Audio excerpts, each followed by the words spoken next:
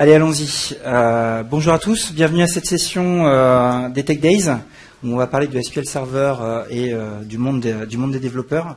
Peut-être d'abord nous présenter. Donc, je suis Jean-Pierre Riel, je suis MVP SQL Server et je m'occupe de la practice SQL dans la société Azeo. Et Hugues Moore, qui m'accompagne. Donc moi je suis architecte logiciel au sein de la practice BU Dev Azeo. Voilà. Et une petite acquaintance avec Bistalk, je crois. Oui, plus spécialisé dans l'expertise Bistalk.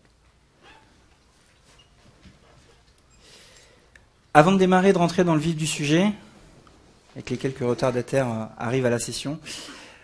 Avant de rentrer dans le vif du sujet, juste la petite parenthèse, la petite minute promo, où évidemment on va vous parler un peu de notre société, juste pour vous situer. Donc Azeo, pour faire simple, un pure player Microsoft, on ne fait que du Microsoft, on intervient sur l'ensemble de la plateforme Microsoft, aussi bien de l'infra, Windows Server, que du dev. Ça va jusqu'à Bistalk, SQL Server, SharePoint, etc., etc. Azure, Intune, Office 365. Je pourrais tous les citer. Gold Partner. Voilà. Je pense que tout est dit, qu'on va refermer cette parenthèse et rentrer plutôt dans le contenu et dans le sujet pour lequel vous êtes venus, à savoir parler de SQL Server et des développeurs. Alors, avant de démarrer, juste, je voudrais bien repréciser le sujet et ce qu'on va présenter dans cette session. L'objectif vraiment qu'on s'est fixé, et le but qui est pour cette session, c'est de pointer les intérêts d'utiliser SQL Server dans un projet de développement. Pourquoi? On rencontre encore aujourd'hui des gens, des équipes de développement, des sociétés qui ne croient pas à la base de données dans les applications. Qui pensent que la base de données, bon, ça ne sert pas à grand chose, c'est pour le reporting ou le data warehouse. Pour nos applications, on n'en a pas besoin. Donc l'objectif, c'est de discuter. Donc on a vraiment essayé de faire cette session assez ludique et d'aborder un petit peu toutes les problématiques qu'on a avec la gestion des données dans une application pour essayer de vous convaincre, de convaincre les gens que SQL Server, et plus généralement la base de données, est un sujet important, voire incontournable dans une application. Alors les sujets qu'on va aborder, évidemment, pourquoi une base de données? On va revenir un petit peu sur les fondements de la base de données. On parlera de modélisation, l'importance de la modélisation. C'est bien d'avoir une base de données, mais il faut encore qu'elle soit bien modélisée. On parlera un petit peu de requêtage et évidemment d'indexation, mais j'en parlerai plus tout à l'heure, d'accès aux données et je finirai par la sécurité. L'objectif, c'est de vous donner, alors pas vraiment des bonnes pratiques, mais de discuter de certaines problématiques que, en tant qu'expert en base de données, je rencontre très souvent dans les projets ou chez les clients, c'est de faire un petit retour aussi sur des choses à ne pas faire, des choses sur lesquelles il faut être vigilant, des points d'attention qu'on peut avoir. Donc ça sera un petit peu sous la forme de bonnes pratiques, d'idées reçues, qu'on faire ça. L'objectif, c'est vraiment de vous dire que la base de données, c'est pas sorcier. On va démarrer avec pourquoi une base de données. Alors j'ai essayé, évidemment c'est pas exhaustif, de lister un petit peu tous les éléments qu'on entend dans les équipes de développement, qu'on entend auprès des étudiants, des jeunes développeurs, qui sont les contre. Voilà, je suis contre la base de données parce que la première chose, c'est il faut installer un serveur. C'est compliqué, je dois avoir un serveur accessible et toutes mes applications doivent pointer dessus. Évidemment, qui dit serveur dit administration. Moi, je suis un développeur, je suis pas un IT pro, l'administration, c'est pas mon truc. Créer des comptes, mettre de la sécurité, etc., c'est pas mon truc. C'est compliqué. Voilà. SQL Server, la base de données, c'est compliqué. Alors, est-ce que c'est plus compliqué ou moins compliqué que .NET, que Azure, que C#, que VB? La question reste posée, mais c'est souvent quelque chose qu'on nous remonte. Aussi des puristes du code objet. Moi, il n'y a que le code objet que je veux. Je veux faire des relations, de l'héritage. Je veux travailler avec des classes abstraites et des choses comme ça. Il y a un petit peu de place devant, si vous voulez. Ce sera un peu mieux devant. Il y a quelques places ici.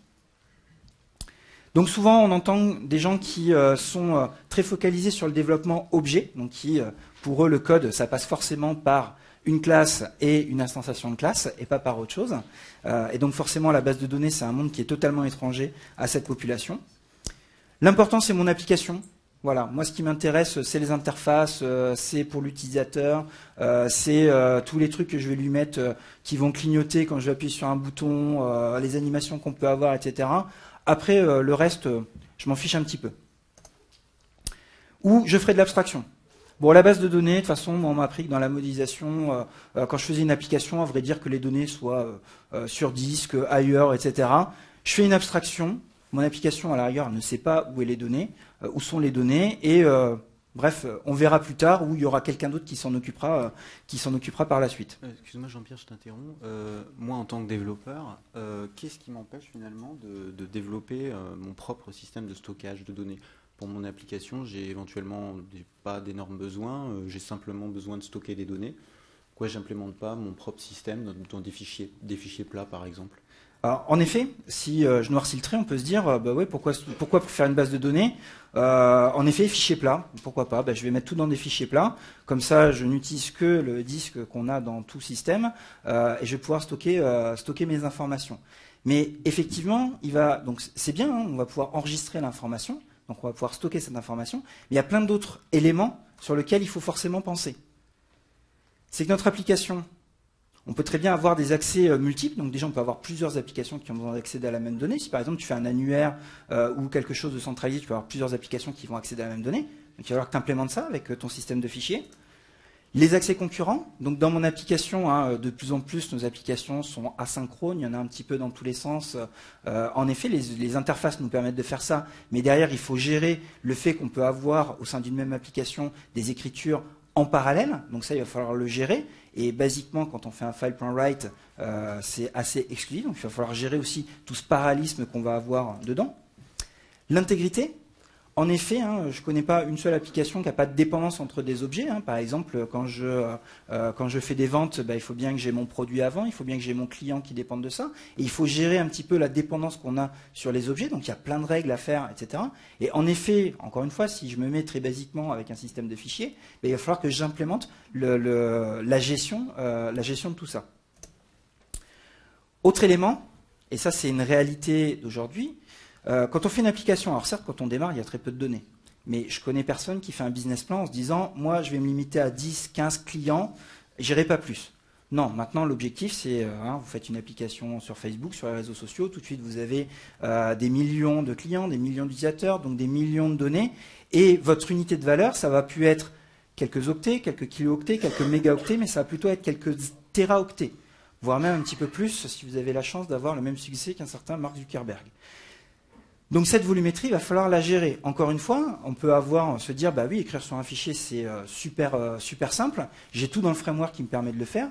Maintenant, est-ce que ces API sont suffisamment performants pour pouvoir gérer un volume aussi énorme? Voire même, est-ce que mon système de fichiers est assez performant pour avoir ce volume assez énorme? Et l'autre élément, c'est la disponibilité. En effet, l'objectif d'une application, de la plupart de nos applications, c'est de plus en plus de faire du 24/7, ce qu'on appelle, je vous l'ai mis dans les mots-clés en dessous, du mission critical. L'objectif, c'est que mon application, elle tourne en permanence 24 heures sur 24, 7 jours sur 7, évidemment avec de la reprise sur incident. Hein, il faut que, si jamais il y a un problème sur le disque qui héberge les données, ben, il ne faut pas que mon site de vente, imaginez-vous, vous êtes sur Amazon, vous avez une jolie erreur qui dit, désolé, le disque est plein, je ne peux plus travailler. Hein, donc on parle de millions de clients et l'objectif c'est de pouvoir gérer ça et de faire de la reprise sur incident et de faire de la haute disponibilité. Donc encore une fois, ok, on se passe d'une base de données, donc on doit redévelopper notre propre système de gestion de stockage. Est-ce qu'on pense à ça? Donc on se dit, oh c'est facile, j'ai juste à écrire de l'information, mais en effet il y a tous ces éléments à faire ça. Donc je vous ai mis quelques mots-clés. RTO, RPO, c'est les reprises sur incident, hein, c'est des critères que vous avez notamment dans les systèmes bancaires. On va vous demander quand vous livrez une application de faire un PRA, un plan de reprise d'activité, où votre application doit revenir, donc c'est des termes qu'on peut avoir. Le mot-clé acide, quelque chose qu'on a énormément dans la gestion des données. Donc ACID, c'est tout ce qui va vraiment gérer l'intégrité et la cohérence des données, hein, donc pour atomique, cohérent, isolé et durable. Je ne rentre pas dans le détail, hein, on y reviendra peut-être tout à l'heure si on a un petit peu de temps. Mais tout ça, c'est des choses qu'il va falloir gérer et c'est pour ça qu'on va utiliser une base de données pour nous le gérer.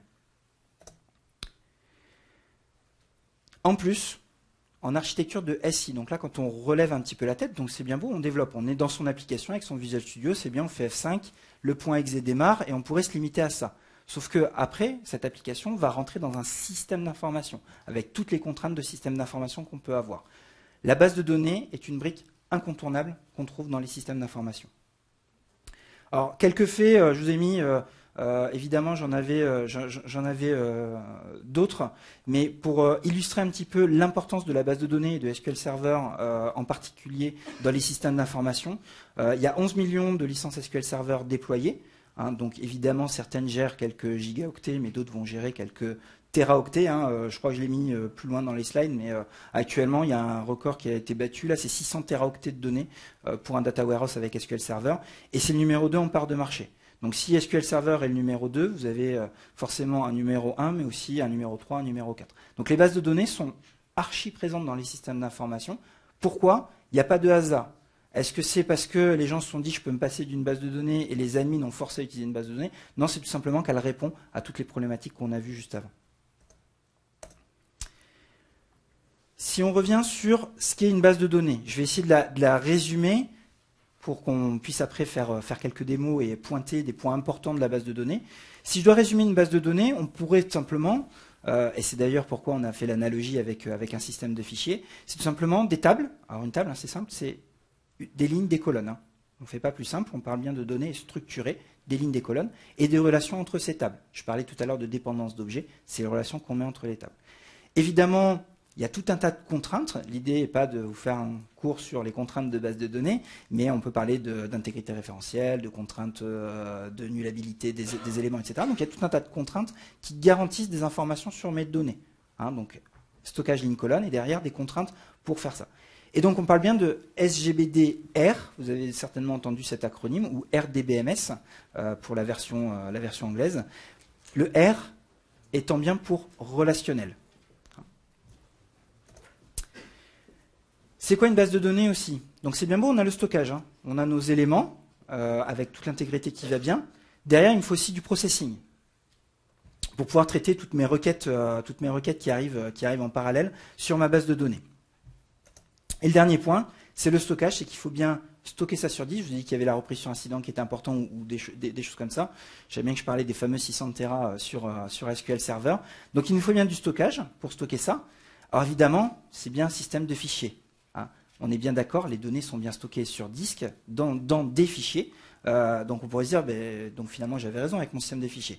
Bon, sauf qu'il y a quelques milliers de développeurs qui travaillent depuis plusieurs dizaines d'années pour traiter toutes les problématiques qu'on a pu voir avant.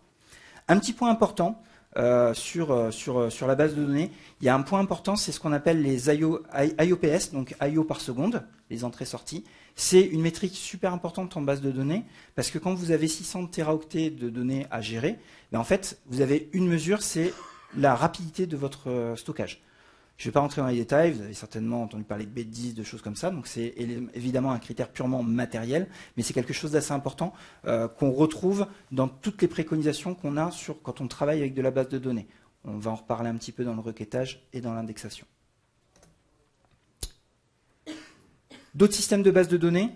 Je crois savoir que tu m'as parlé de NoSQL juste avant la session. Oui, justement, j'ai entendu parler de certaines bases de données dites NoSQL. Apparemment, je pourrais éviter de faire du SQL si j'ai envie de stocker des données quelque part, d'utiliser un système d'accès aux données. C'est ce que j'ai cru comprendre. En effet. On peut se dire, mais bon, les bases de données, est-ce que c'est forcément du SGBD-R? Est-ce que c'est forcément, comme j'ai dit, des lignes et des colonnes, donc des données structurées? Alors, en effet, il y a des systèmes alternatifs. Alors, pour les plus anciens d'entre vous, hein, je ne vais dire personne, mais il y a eu toute une mode sur les bases de données objets, SGBD-O, où en fait on pensait qu'on pouvait stocker des objets et non pas des relations avec des lignes, des colonnes et des relations entre les tables. Donc c'est passé, hein, on est bien revenu sur les SGBD-R, et en ce moment, beaucoup de gens parlent de NoSQL. Alors qu'est-ce que c'est NoSQL? Ça ne veut pas dire pas de SQL. Hein. On n'est pas dans un concept où on s'abstrait complètement de SQL Server ou de SQL tout court. Ça veut bien dire not only SQL. Donc à quoi ça sert? Tout simplement, ça va nous permettre d'avoir ce qu'on appelle de stocker des données non structurées. Vous avez certainement entendu parler, un autre buzzword qui va avec NoSQL, c'est le big data, qui est quelque chose qui est très à la mode et dont on parle beaucoup. Le big data, c'est justement comment stocker des gros volumes de données non structurées. Hein, c'est un des points essentiels du NoSQL et du big data, on parle bien de données non structurées, avec un schéma flexible. On pourrait dire, mais c'est génial. Donc à ce moment-là, j'ai plus besoin d'avoir des formats en ligne colonne. Je peux stocker tout et n'importe quoi de cette façon. Ça va bien marcher. Alors il y a quelques contraintes qui, j'espère, dans les années à venir, seront levées. Mais il y a encore quelques contraintes. C'est pas transactionnel. Il n'y a pas de transaction. Alors souvent, on parle de eventually consistent. C'est-à-dire que bon, ça sera cohérent, hein, mes données entre elles, hein, entre mes ventes et mes clients, par exemple. Ça sera consistant, bon, si jamais le système a réussi à faire l'enregistrement. Mais bon, si je passe entre-temps, ça sera peut-être pas sûr que j'ai le lien à ce niveau-là. Donc on est vraiment sur quelque chose qui n'est pas transactionnel. Actuellement, les systèmes NoSQL respectent très peu la norme ACID, hein, dont je parlais tout à l'heure. Donc la cohérence non garantie, hein, c'est ce que je vous disais. Vu qu'on n'a pas de transaction, forcément, c'est difficile de garantir une cohérence. Imaginez votre système bancaire placé sur ce type de système. Hein. Vous allez peut-être avoir votre virement bancaire dans la journée, on ne sait pas. Le requêtage est très complexe. Quand on regarde des projets Hadoop, donc des projets Big Data en termes de requêtage, on a un langage type SQL, mais qui pour l'instant est très pauvre et très complexe à utiliser. Donc on a un outil qui est difficile à mettre en place. Pour une phrase qui vient pas de moi, mais qui vient vraiment d'un client qui travaille sur de la Hadoop, ce qu'il me disait, c'est simple, hein, on est revenu 10 ans en arrière. Voilà, donc 10 ans et encore, je pense qu'il voulait dire 20, mais imaginez-vous les outils qu'on avait il y a une dizaine d'années, voire il y a 15 ans, hein, donc des Visual Studio. Vous voyez le pas qu'on a fait maintenant, imaginez de faire le pas arrière sur des systèmes de base de données. Hein. Donc c'est un des soucis qu'on a actuellement sur le NoSQL. Pour résumer, juste retenez bien, NoSQL, pour le Not Only SQL, c'est vraiment un changement de paradigme. On n'est pas sur le même monde. On ne veut pas de la base des données relationnelles et on va garantir la transactionnalité des informations, la cohérence des informations.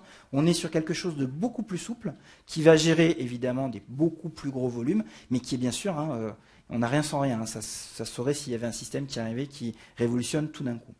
Juste un petit détail, et je vous les ai mis en dessous. Les petits mots sur Hadoop et Parallel Data Warehouse. Donc Hadoop, c'est une implémentation du Big Data. Hein. Le Big Data, c'est quand on a beaucoup de données non structurées. Donc c'est une implémentation qui est actuellement en CTP, je crois. Donc elle est supportée par Microsoft. Microsoft va fournir son implémentation d'Hadoop directement sur Azure. Donc vous allez pouvoir faire du NoSQL en environnement Microsoft. Et Hadoop s'oppose, de l'autre côté, à ce qu'on appelle, alors on a un peu avancé sur le domaine des SGBDR, on a rajouté un P dans l'histoire pour parallèle. Hein, donc l'idée, on a un outil qui s'appelle Parallel Data Warehouse, PDW, pardon, je ne sais pas pourquoi je voulais rajouter un H. Donc pour le Big Data, c'est une implémentation, c'est une version un petit peu spécifique de SQL Server, la base de données de Microsoft, qui va nous permettre de faire des bases de données parallèles. Donc de gérer, c'est ce qui permet justement de gérer des volumes comme 600 téraoctets de données et de pouvoir le gérer avec des performances qui sont de la milliseconde pour les requêtes. Je pense que ça répond un peu à tes interrogations sur le NoSQL. Oui. Donc on a défini, alors j'espère que je vous ai convaincu, que vous pensez tous qu'il faut partir sur une base de données pour stocker les données de vos informations. Donc l'idée maintenant, c'est comment on modélise tout ça. Hein. Alors, avant de démarrer, le petit retour à l'école. Alors c'est peut-être tout proche ou très loin pour vous, mais souvent on nous apprend les fameuses formes normales, les 1NF, 2NF, 3NF, et on nous dit pour faire une bonne base de données, il faut qu'on soit en troisième forme normale ou en 2,5, il y en a encore plein d'autres. Hein. Vous allez sur Wikipédia, vous avez toute une sorte de forme normale. Qu'est-ce que c'est? Alors l'idée c'est de l'illustrer un petit peu avec une démo. Donc ce que j'ai fait, c'est que je t'ai demandé de modéliser. Est-ce que c'est bien le 3? C'est le 1, perdu. Je t'ai demandé de modéliser, donc l'idée, le cas métier qu'on a, le blanc ça réveille d'un coup. Oui. Donc l'idée c'était de modéliser une base de contacts, c'est ça? Donc en fait, moi j'ai une petite application toute bête à faire pour stocker les contacts des contacts d'entreprise. Donc j'ai vraiment fait très simple, j'ai besoin de stocker tout simplement les données de mes contacts, en gros le nom d'un contact et son adresse. Donc l'adresse de sa société. Donc j'ai fait une seule table dans ma base de données, finalement j'ai besoin de ça et c'est tout. Le petit souci, c'est qu'évidemment que je me suis rendu compte qu'en insérant des datas dedans, que je répliquais plusieurs fois les mêmes données. Typiquement, mon adresse, j'ai inséré Jean-Pierre Riel et Hugues Moore, qui ont la même adresse de société. Donc je me retrouve avec à insérer 2 fois 54 avenue du Général Leclerc à Boulogne-Billancourt, en France. Donc c'est un petit peu gênant. C'est là que peut-être tu peux nous parler. D'accord. Et donc, je crois que tu avais commencé une nouvelle modélisation pour faire ça. Alors justement, donc l'idée, c'est l'idée étant de normaliser notre base de données. L'idée étant de normaliser notre base de données, je t'ai pris au mot et puis j'ai créé une base un petit peu plus normalisée. Donc évidemment, j'ai splitté, j'ai sorti de mes adresses dans une nouvelle table et j'ai fait une dépendance entre les deux. J'ai une table contact et une table adresse. Alors là, super, je deviens un fan de la normalisation et je continue. Donc j'étais encore plus loin et je me suis dit finalement pourquoi stocker 2 fois France, 2 fois Boulogne-Billancourt dans ma base. Donc j'ai été encore plus loin, j'ai encore plus normalisé ma base de données. Donc j'ai sorti également dans une nouvelle table mes villes, j'ai sorti mes pays. Et puis je me suis dit je vais pas m'arrêter là, j'ai pas forcément envie, j'ai une nouvelle idée, je vais encore plus normaliser ma base. Je me dis que mes villes et mes pays, bon ici dans le cas présent évidemment un peu simple, c'est simplement une chaîne de caractères, le nom de mon pays et le nom de ma ville. Donc j'ai pris la décision finalement de merger tout ça dans une seule table que j'ai appelée que j'ai appelée texte finalement, avec une table de lien entre mes adresses et ma table de texte. Ce qui fait que finalement, avec ce modèle-là, bon évidemment j'ai un petit typecode ici qui me permet de savoir si je parle d'un nom de pays ou d'un nom de ville. Avec ce système-là, je trouve ça assez pratique. Le jour où j'aurai des évolutions, peut-être des nouvelles informations à rajouter sur ma table adresse, j'aurai juste un nouveau code à rajouter dans ma table links et puis voilà. D'accord. Alors si je suis un peu la logique que tu as pris, donc tu as normalisé à chaque fois un petit peu plus, mais à vrai dire, tu aurais pu ne pas t'arrêter là et finalement avoir une grosse table qui contient juste des types, des textes et des choses comme ça et faire que des liens. Et là, justement, c'est pour ça que moi j'ai un regard, c'est que sur cette dernière modélisation, pour moi, autant le dire tout de suite, on est vraiment sur de l'over-normalisation. Là, on a vraiment, t'as tiré la normalisation vraiment à ses limites, parce que on va avoir un modèle qui va pas être utilisable par les applications. Ce modèle, il a un nom. En général, on appelle ça le key value property ou le property value. Enfin, il en a plusieurs en fonction de l'entreprise. Malheureusement, on le voit trop souvent. Et il y a un énorme souci. D'ailleurs, je crois que on peut regarder, c'est que si je dois requêter des informations dedans, on peut voir les requêtes en fait en fonction des différents niveaux de normalisation. Alors justement, donc tout simplement, on veut sélectionner les contacts. Voilà. Donc dans mon cas tout à l'heure, quand j'avais une seule table contact. Évidemment, ma requête pour récupérer mes 2 contacts était un simple select dans la table contact, une ligne. Voilà, je récupérais mes deux contacts. Dans mon deuxième modèle, j'ai dû rajouter une jointure sur la table adresse pour avoir les mêmes informations. Et dans mon troisième modèle, 2 nouvelles jointures sur la table ville et sur la table pays. Bon, on voit que plus ça va, plus la requête se complexifie. Exact. Mais elle reste lisible. Puisque j'arrive quand même à voir que je récupère des infos dans ma table contact, dans ma table adresse, ville, pays. Et puis dans le dernier cas, le dernier diagramme que je vous ai montré, là j'ai essayé d'écrire ma requête et j'avoue que j'ai un petit peu lutté parce que voilà ce que ça a donné. Pour avoir le même résultat, pour avoir mes 2 contacts, j'ai dû spécifier tout un tas de jointures pas très claires sur des tables qui en plus portent des noms un peu obscurs comme texte et link. En effet, avec le requêtage, on voit une des limitations de ce type de modèle, c'est que on perd en fait le type de la relation. La relation en elle-même, le fait de savoir que j'étais entre une adresse et une ville, porte une information, c'est-à-dire que c'est la relation adresse-ville. Là, le fait d'avoir normalisé à outrance et d'avoir dit, finalement, des villes et des pays, c'est que des champs de texte, on perd cette information. Alors on est obligé de la mettre, c'est pour ça qu'il y a d'ailleurs ce fameux typecode, et on est obligé de transformer en fait quelque chose qui était structurel dans notre modèle, qui était la relation entre ville et adresse, en quelque chose de textuel. Donc on voit bien qu'on a ici le texte ville qui est utilisé. Alors là encore, c'est assez clair, on voit bien qu'on parle des villes, mais dans certains modèles, on a carrément un GUID ou un int ou quelque chose qui est pas forcément lisible.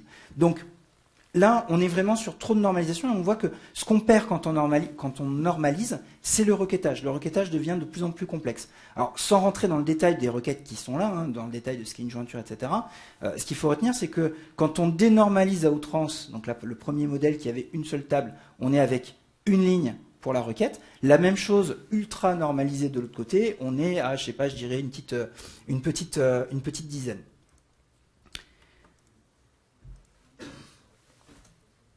Donc comment choisir l'un ou l'autre? Comment savoir? Parce que finalement, quand j'arrive et que je te dis ce modèle n'est pas bien, c'est ben oui, mais où est-ce qu'on doit s'arrêter? Ben, globalement, le choix va être guidé en fonction des usages et des contraintes.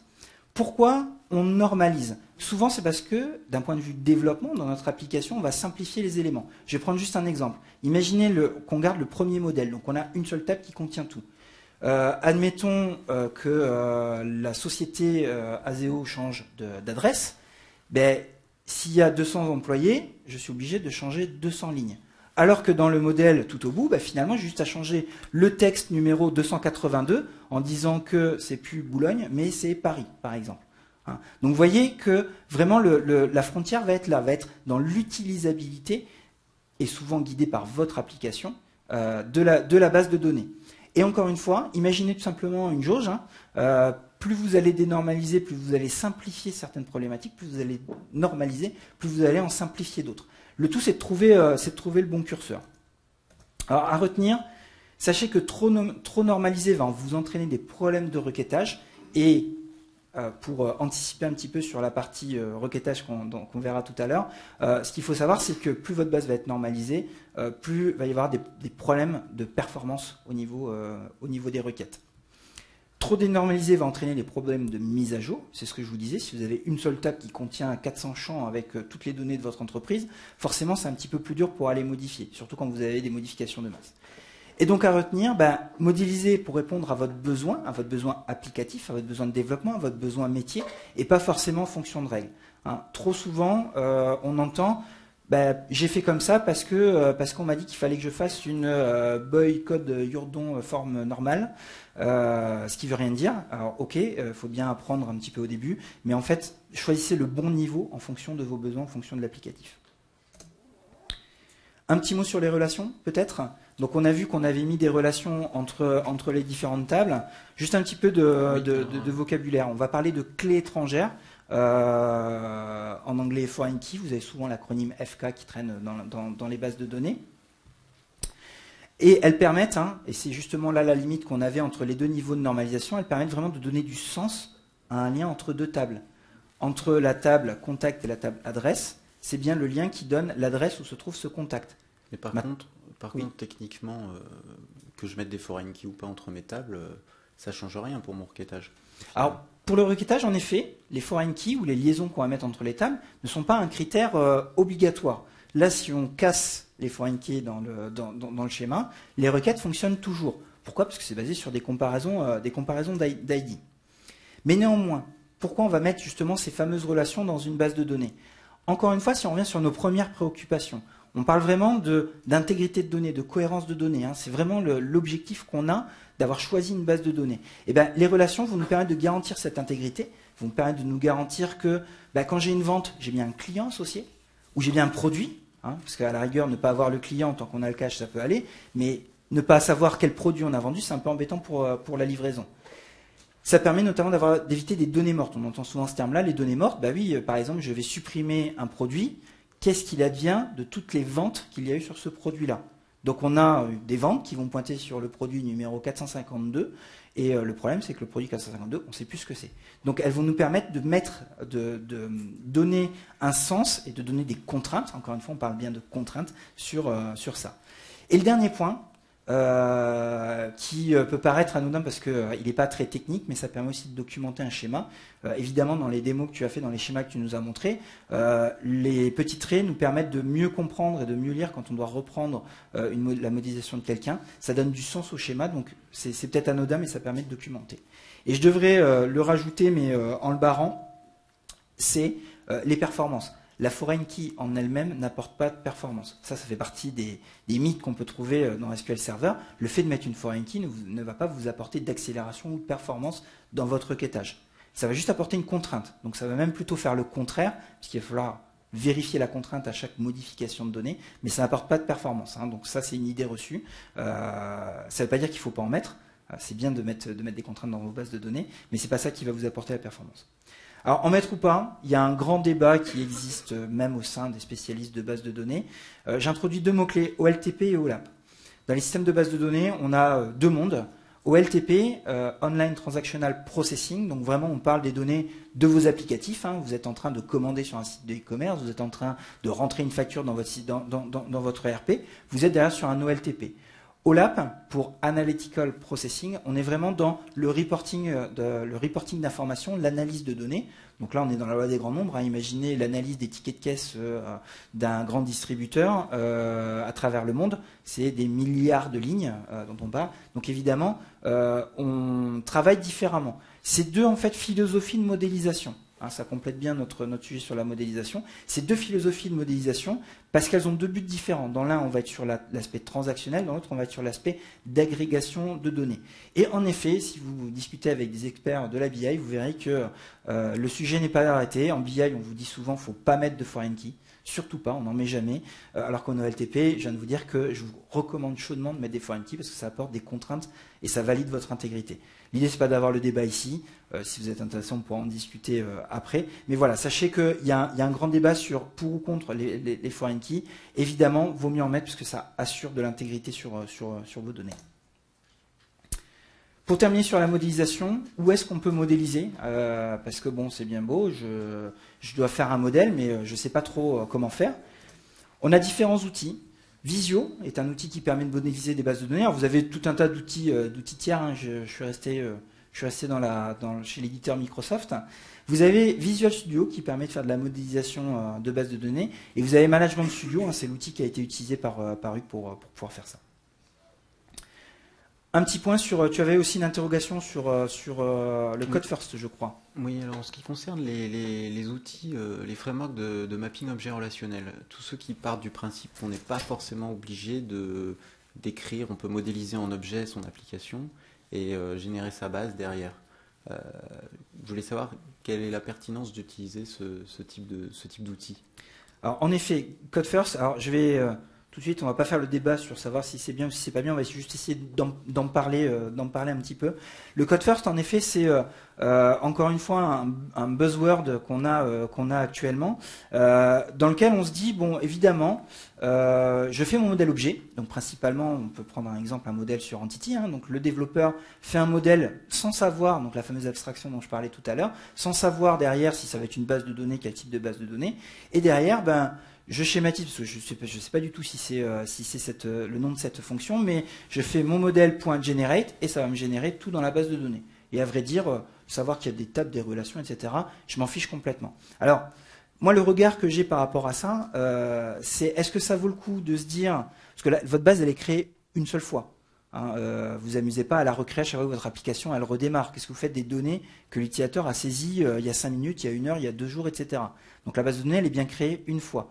Donc, avoir cette fonctionnalité et de se dire qu'à chaque fois que ça démarre, si la base n'existe pas, je vais la créer, ça va vous faire gagner dans la vie de l'application, 30 secondes sur le truc, sur l'ensemble du cycle. Donc, en fait, le gain est très minime par rapport à la durée de vie qu'on peut avoir, parce que derrière, vous allez devoir gérer des problématiques de mise à jour de vos schémas, de mise à jour de vos données, etc. Donc, c'est pour ça que le code first est quelque chose d'assez intéressant, puisqu'il permet de se focaliser sur l'objet, sur le métier, mais qui va un petit peu en contradiction avec une modélisation purement orientée base de données, dans laquelle on va penser vraiment aux problématiques de base de données, spécifiques base de données. Quelques bonnes pratiques, mis un peu en vrac, je crois que j'en ai pas mis beaucoup plus que d'une. Le bon choix des types. Alors ça c'est pareil, très souvent, trop souvent dans les modèles, on voit des choix de types qui ne sont pas forcément justifiés. On va prendre un exemple.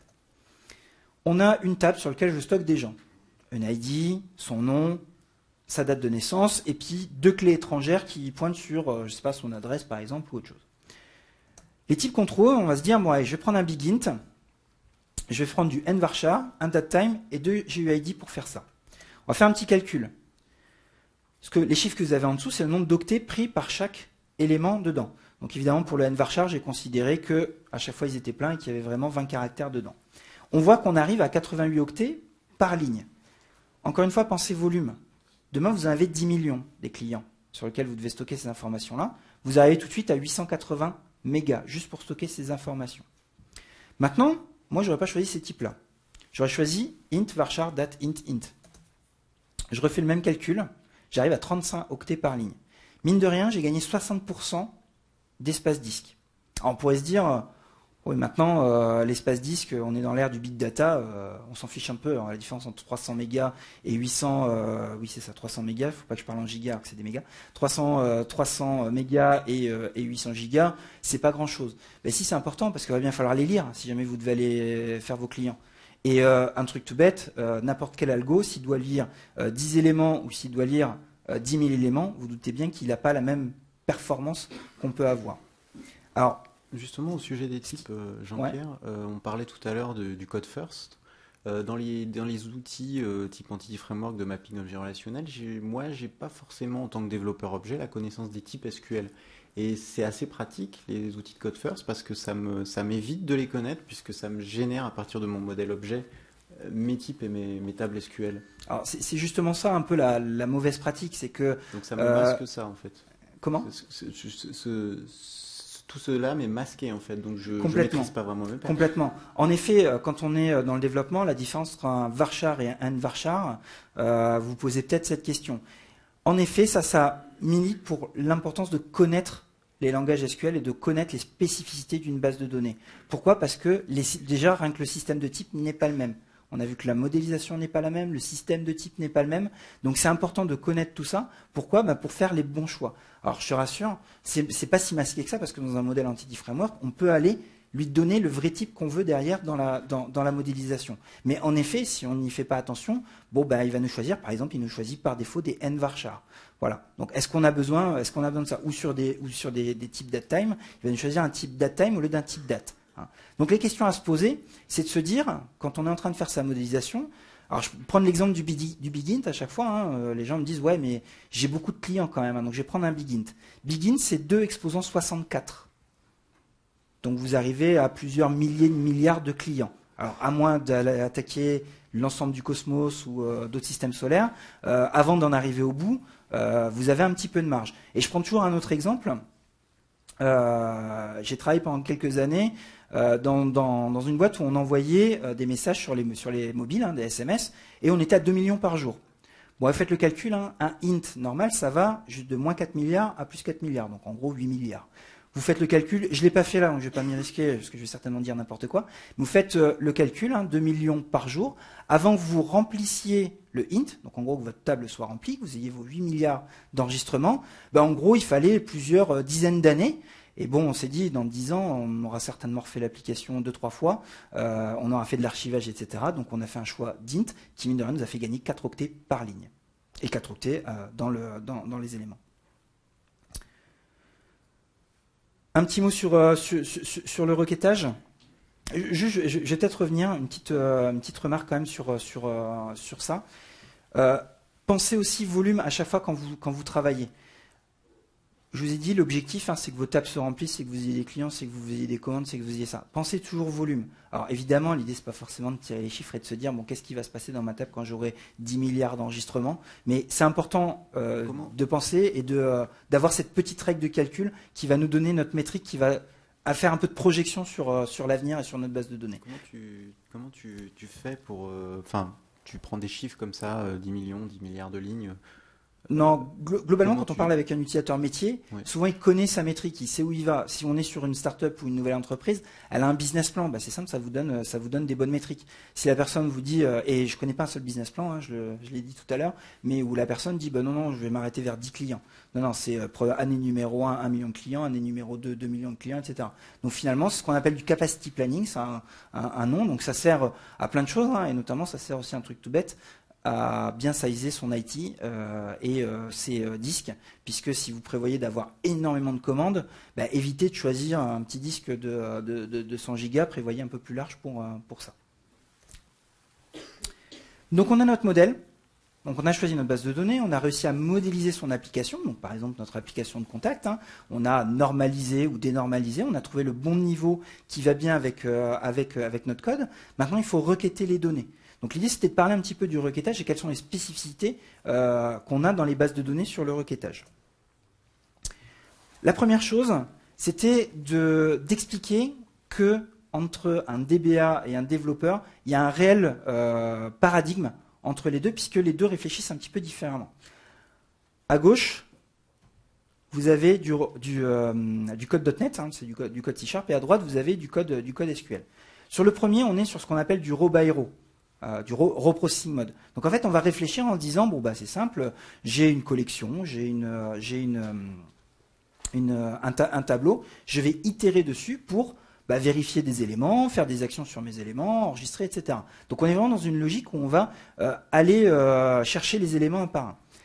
En SQL, on est dans à chaque fois ce qu'on appelle du set-based processing, donc de la logique ensembliste, où l'objectif c'est on définit sur quoi on travaille, on définit un set sur lequel on travaille, et ensuite on fait son action, que ce soit de l'update ou du select. Là vous avez un update, donc tout simplement, hein, si je le traduis en langage courant, c'est je vais tout simplement mettre la valeur 1 pour toutes les lignes qui ont dans la colonne B la valeur val. Hein. Donc une logique ensembliste. Alors après, l'idée, c'est pas de faire la compétition entre le nombre de lignes qu'on a d'un côté et le nombre de lignes de l'autre, parce que évidemment, je sais que côté dev, on a tout un tas d'outils, type Link, qui nous permettent de réfléchir dans un mode ensembliste, mais dans du code .NET et en travaillant sur des collections ou sur des tableaux. Donc c'était important de pointer ça. Après, le langage SQL, je ne vais pas vous faire un cours d'SQL, c'est des mots-clés spécifiques. On n'est pas du tout dans du code .NET, ça n'a rien à voir, on requête vraiment différemment. Pourquoi? Parce que ce n'est pas le même paradigme. Hein. Ce n'est pas juste qu'ils se sont amusés à se dire, tiens, on va réinventer un langage. C'est vraiment deux choses différentes. Requêter des données ne se fait pas de la même façon que d'appeler un modèle objet où on navigue un petit peu dans le modèle. Ces opérateurs, ces mots-clés, vont être transformés en opérations physiques. Je vous ai dit, dans une base de données, on a le modèle, le processing, donc on va traiter nos requêtes. Derrière, on va sur le moteur de stockage. Donc on traduit en fait ce select en opération physique pour aller lire les informations sur le disque. C'est ce qu'on appelle, c'est pareil, ça pique les yeux, un plan d'exécution qui va nous permettre, je ne vais pas vous faire la description de ce que c'est des opérateurs, etc. On n'est pas dans un cours sur les plans d'exécution, sur les performances SQL. Mais l'idée, c'est que mon langage, ma requête select, donc là j'ai une requête select toute bête, va être utilisée et transformée en opérateurs physiques qui vont être donc un arbre d'exécution, on appelle ça un plan d'exécution, mais c'est sous forme d'un arbre qui va être exécuté et sur lequel les opérations vont se faire sur le disque pour aller chercher les données. Comment ça marche tout ça? Et où je veux en venir? Comment ça marche? Déjà, la première chose, quand vous soumettez une requête SQL, elle est parsée par le moteur. Ensuite, elle va être bindée sur les fameux opérateurs physiques dont je vous parlais. Donc, exemple, je veux faire un select de mes contacts. Quelque part, je vais avoir un opérateur physique qui me dit je vais aller lire la table contact et faire des éléments. Vous dites que vous voulez uniquement les contacts qui s'appellent Hugues Moore. Il va y avoir un filter, donc une opération physique, d'aller chercher uniquement ça. Ensuite, on a une phase d'optimisation. En effet, c'est très important dans une base de données. Comment on peut garantir des performances quand on traite 600 téraoctets de données comme SQL Server? Comment, et avec des milliers de requêtes en parallèle par seconde, comment on peut garantir les performances? Tout simplement en optimisant chaque requête. Qu'est-ce que fait cet optimiseur? On ne va pas rentrer dans le détail là, mais il va en fait identifier des patterns dans ces fameux opérateurs physiques. Il va tout simplement faire de la réduction, comme on peut trouver dans du code dans un compilateur .NET. Et à la fin, tout simplement, il va exécuter. Donc il a un arbre d'exécution optimisé, il va tout simplement l'exécuter pour pouvoir vous ramener le résultat. Et tout ça, j'ai pris un peu d'avance en parlant de compilation. En effet, même en SQL Server, on a de la compilation. Quand vous faites du code .NET, en effet, vous avez le compilateur qui transforme votre langage, le fameux for qu'on a vu tout à l'heure, qui va le transformer en code machine. Dedans, il y a aussi un optimiseur qui identifie des patterns et qui va optimiser et transformer un petit peu votre code pour qu'il soit tout le temps performant. SQL Server fait pareil. Pourquoi il y a la compilation? Tout simplement pour se dire, si demain j'ai la même requête qui arrive, avec les mêmes tables qui sont requêtées, les mêmes filtres, pourquoi je m'embêterais à refaire cette phase de binding, d'optimisation, etc. Je ne vais pas le faire 50 fois, je vais tout simplement compiler une bonne fois pour toutes la requête pour la rejouer après. Donc la requête est compilée, elle n'est pas mise en cache. Encore une autre idée reçue, il n'y a pas de cache en SQL Server, on parle de buffer, mais la requête est bien compilée. Alors on pourrait se poser la question, est-ce qu'une requête donne un plan d'exécution? Alors j'ai une petite démo pour montrer que je peux avoir deux requêtes qui vont nous donner le même plan d'exécution. Et après on verra qu'on peut très bien aussi avoir deux requêtes, une requête qui donne deux plans d'exécution différents. Hop. Donc avec la souris c'est mieux. Il n'y a pas de souris. Donc L'idée n'est pas de regarder ce que fait vraiment la requête, mais c'est de se dire, je vais récupérer donc en fait mes ventes par territoire. Donc je fais ça et je vais regarder le plan d'exécution. Je pense que c'est celui que je vous ai montré à quelque chose près. Donc sans retenir les opérateurs, vous voyez un petit peu comment ils fonctionnent. On a une grande partie de l'arbre qui est en haut, avec un scan au bout, et on a une petite branche vers la fin. Je vais faire une autre requête, beaucoup plus complexe. Donc vous voyez que j'ai des mots-clés un petit peu plus spécifiques. Au final, je me suis arrangé par le langage SQL à avoir une notation beaucoup plus simple, puisque vous voyez que j'ai changé même les noms des colonnes, etc. Donc je reste bien sur 2006, je suis uniquement sur l'année 2006. Et si là, je regarde le plan d'exécution, vous voyez que c'est exactement le même. Donc j'ai deux requêtes complètement différentes dans l'écriture, j'ai bien le même plan d'exécution. Donc ça vous montre bien qu'il y a un optimiseur qui travaille, qui retord vos requêtes pour trouver le meilleur plan d'exécution là-dessus. C'est ce qu'on appelle la compilation. Maintenant, je vais faire la même requête et on va voir si, en changeant juste un petit élément dans la requête, donc on voit qu'il est capable d'identifier que deux requêtes sont pareilles. Là, vous voyez que je vais tout simplement chercher les ventes des produits de 1 à 1000. Et là, les produits de 1 à 10. On est d'accord, c'est la même requête, je vais chercher les mêmes données, c'est juste ma condition de filtre qui change. Je vais lancer les deux en même temps d'ailleurs. Et on va faire un peu de place. Donc là, j'ai la première. Et vous voyez clairement que les deux plans d'exécution, je ne sais pas si en zoomant, vous voyez bien? Bon. Donc je ne zoomerai pas. Donc on voit bien que les deux plans d'exécution sont radicalement différents, alors que c'est exactement la même requête. L'idée n'est pas de philosopher ou de comprendre pourquoi on a ça. L'idée est juste de bien comprendre que derrière, on a tout un moteur, donc les fameuses parsing, binding, optimisation et exécution, qui va travailler l'entrée pour derrière avoir toujours le meilleur résultat de requêtage. Vous voyez que d'un côté, je récupère 10 000 produits, de l'autre, j'en récupère 10. En termes de lecture, en termes de stockage, en termes d'accès aux données, on a vraiment deux choses qui sont complètement différentes. Et là, c'est l'optimiseur qui a fait le meilleur choix. Alors à ce moment-là, si l'optimiseur travaille pour moi, peu importe comment j'écris ma requête, finalement, j'ai plus trop de problèmes à me poser sur la façon d'écrire mes requêtes SQL en tant que développeur. Alors, en effet, souvent, encore une fois, c'est quelque chose qu'on croise énormément, c'est de se dire, hop, j'étais un peu loin. Voilà, désolé, j'ai un peu mélangé les slides. Donc, en effet, c'est de se dire, j'ai un optimiseur, pourquoi je m'embêterais à choisir les bonnes requêtes, etc. En effet, l'optimiseur, s'il y a des gens qui ont fait du SQL Server 2000, voire même avant, l'importance de l'écriture de la requête était primordiale et il fallait avoir des ceintures noires 12e dan pour faire du bon code SQL. Maintenant, en 2008 R2 et en 2012, en effet, on a l'optimiseur qui arrive de plus en plus à simplifier et à améliorer les requêtes. Alors, l'idée, c'est de se dire, pourquoi il n'y a pas une option qui s'appelle with performance égale on? Eh bien, il y a cette option qui permet d'avoir des requêtes entièrement... Non, évidemment, je déconne, il n'y a pas cette option. On a un optimiseur qui va essayer de rendre les performances. Maintenant, ça serait tellement simple de se dire, j'ai qu'à mettre l'option performance et puis ça y est, toutes mes requêtes seront toujours faites. Effectivement, l'optimiseur peut se tromper ou peut ne pas choisir ou ne pas réussir à décider les différents éléments. L'optimiseur produit un plan d'exécution. Donc comment il travaille? Tout simplement, il va se baser sur les éléments qu'il a autour de lui pour pouvoir faire ses choix. Encore une fois, retenez bien, les choix peuvent être pas forcément les bons. C'est pour ça qu'il faut connaître sa base de données et connaître son schéma. Donc, les choix qui vont guider l'optimiseur, c'est le schéma physique de la base, les statistiques qu'on va mettre sur les données, tout simplement le pourcentage de données annules, la densité qu'on a sur une valeur. Est-ce que pour des product ID, j'en ai 1 ou 10 dans mes commandes, ou 100 ou 1000, etc. Donc toutes ces données vont lui permettre en fait de choisir le meilleur plan d'exécution. Dernier point, c'est la parallélisation quand on est sur des systèmes avec du multiprocesseur. Est-ce que c'est fiable? Oui et non. L'optimiseur fait un excellent boulot et en effet, pour la plupart des requêtes, l'optimiseur va vous produire un excellent résultat. Maintenant, il ne va pas tout résoudre. L'option with performance égale on n'existe pas. L'optimiseur ne va pas tout vous résoudre. Donc c'est pour ça que c'est important d'aider l'optimiseur.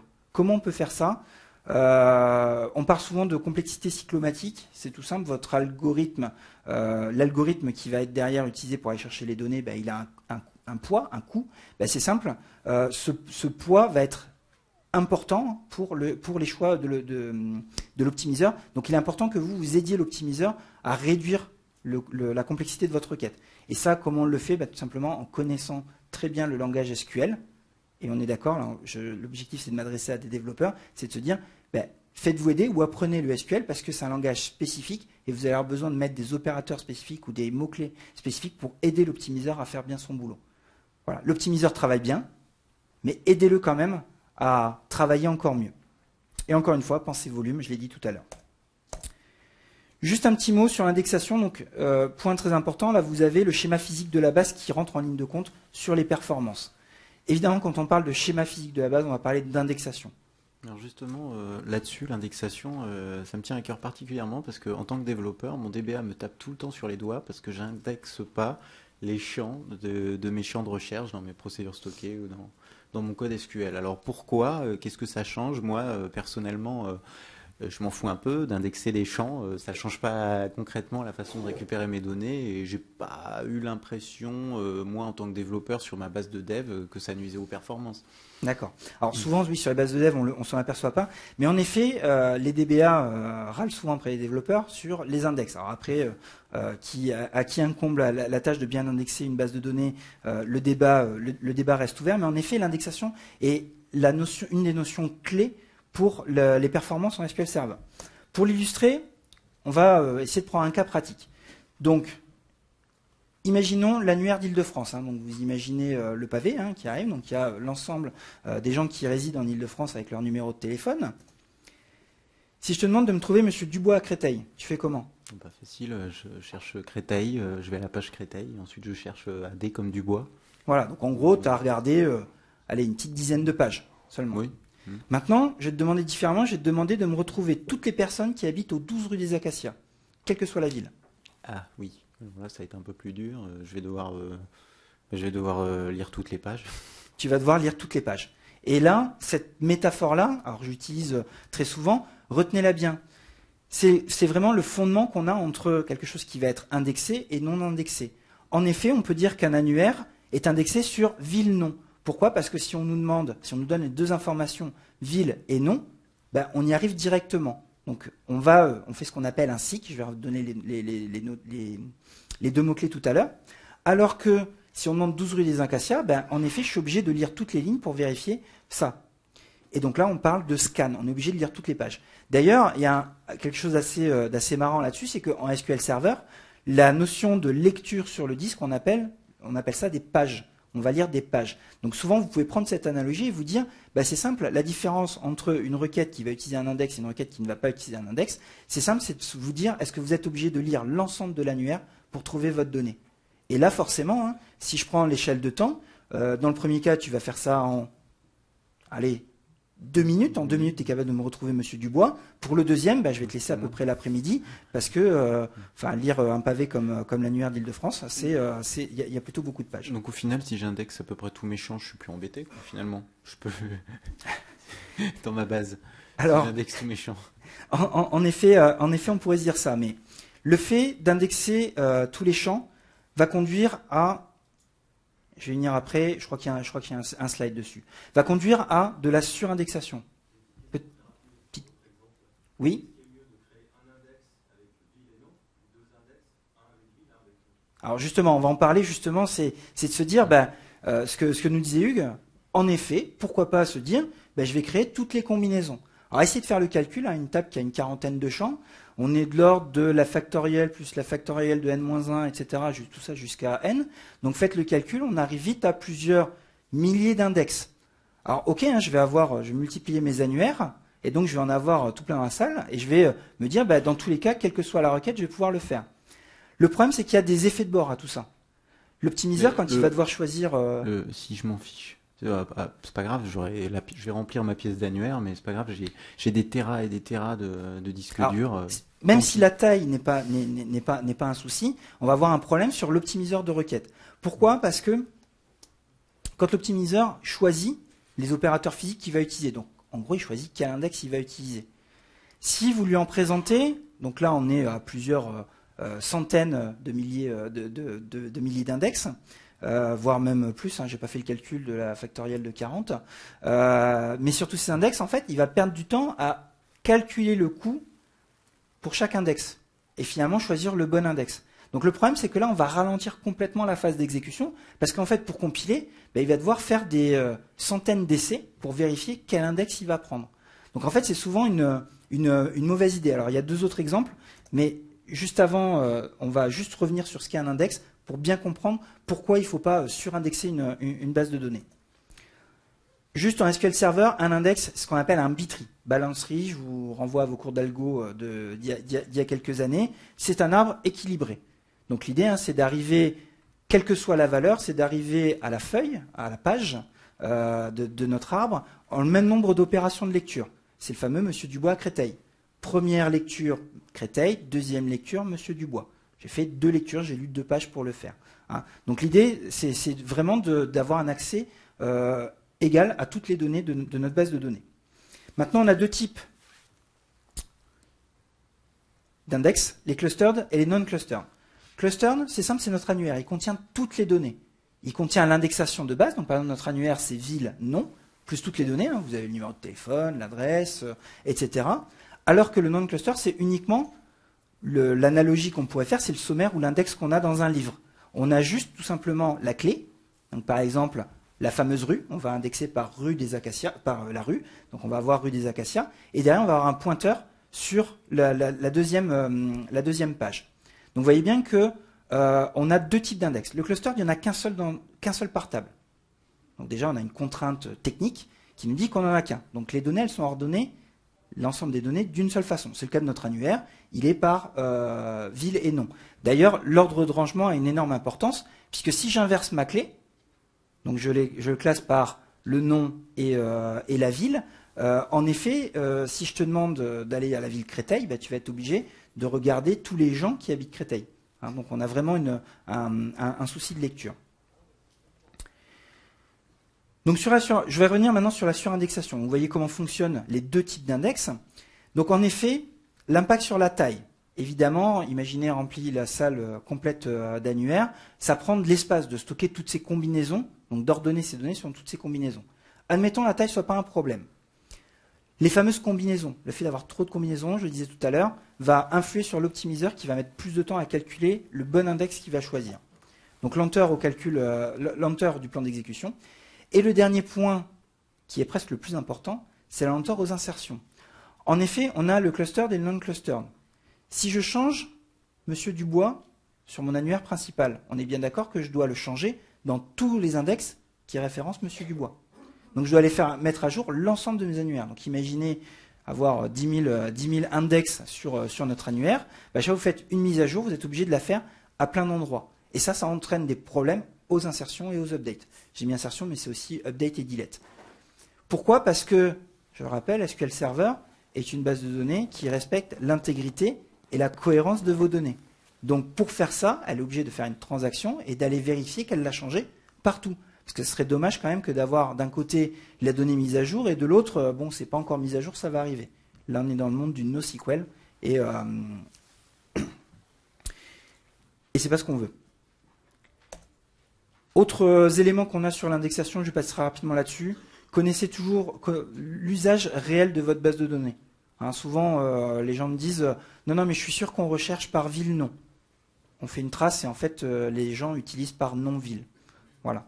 Des fois, ne soyez pas persuadés de l'usage de la base de données. Pourquoi? Parce que ça va conduire sur les index. Et le dernier point, je ne rentre pas là-dessus, il y a plein de features. En fait, un index, c'est beaucoup plus compliqué. Hein, j'essaie de le simplifier. Les index, c'est beaucoup plus compliqué en SQL Server. Vous avez tout un tas de features qui permettent d'optimiser les index, d'avoir des index encore plus performants et encore plus intelligents que vous devez utiliser pour justement bien indexer votre base de données. On va faire très rapide parce qu'il nous reste très peu de temps. On va juste passer sur l'accès aux données. Il y a un grand débat qui existe depuis longtemps.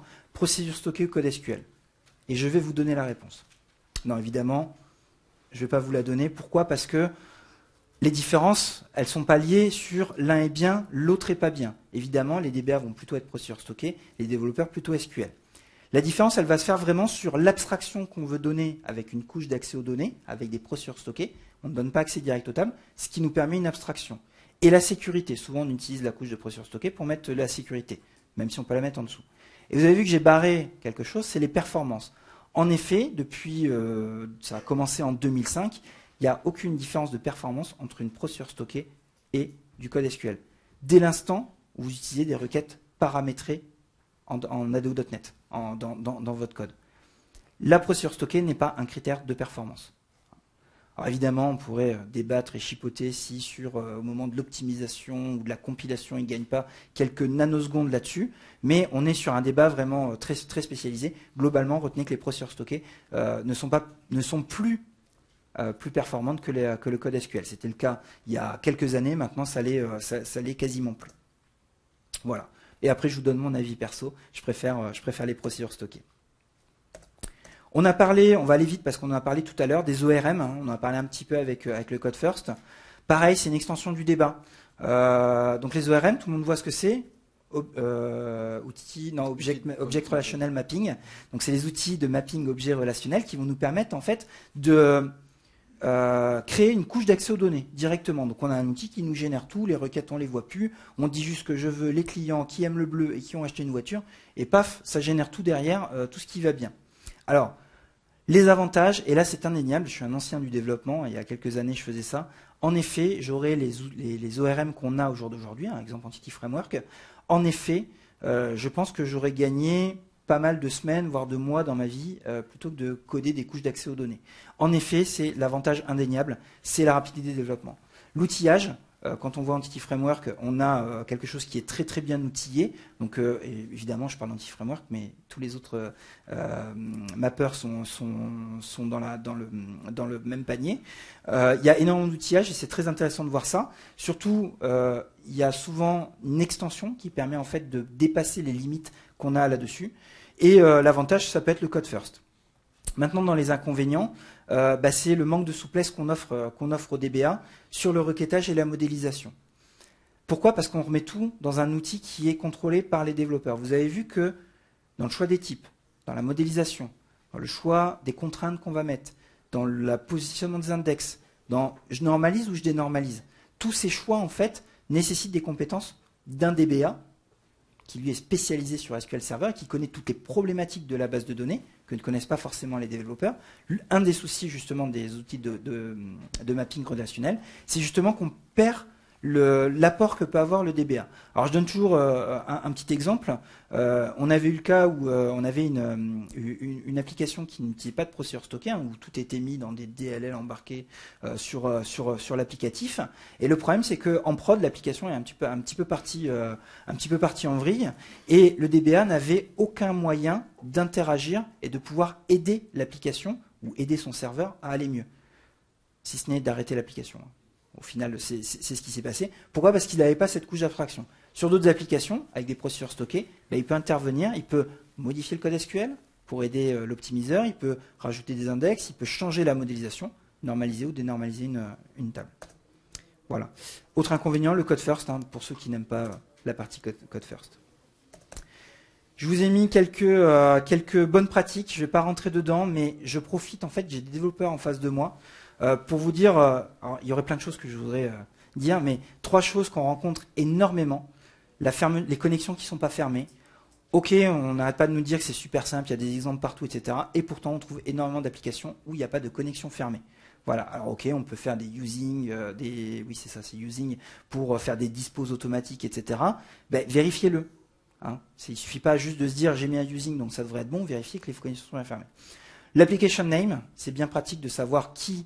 Donc, quand on a vu dans tout début les contraintes, on a dit qu'il pouvait y avoir plusieurs applications qui accédaient à la même base de données. C'est bien de pouvoir identifier d'où vient la requête. Donc, vous avez dans les chaînes de connexion, l'application name qui permet de faire ça. Et enfin, le dernier point, bannissez le with no lock. Imaginez votre banquier ou le système informatique de votre banque qui se base avec des with no lock. With no lock, c'est-à-dire qu'en gros, vous retirez tout l'aspect transactionnel de la base de données. Vous revenez au bon vieux système de fichiers. Donc imaginez vos virements, le versement de votre salaire, vos paiements. Imaginez que ça soit fait sans no-lock et qu'il y ait un problème sur une transaction.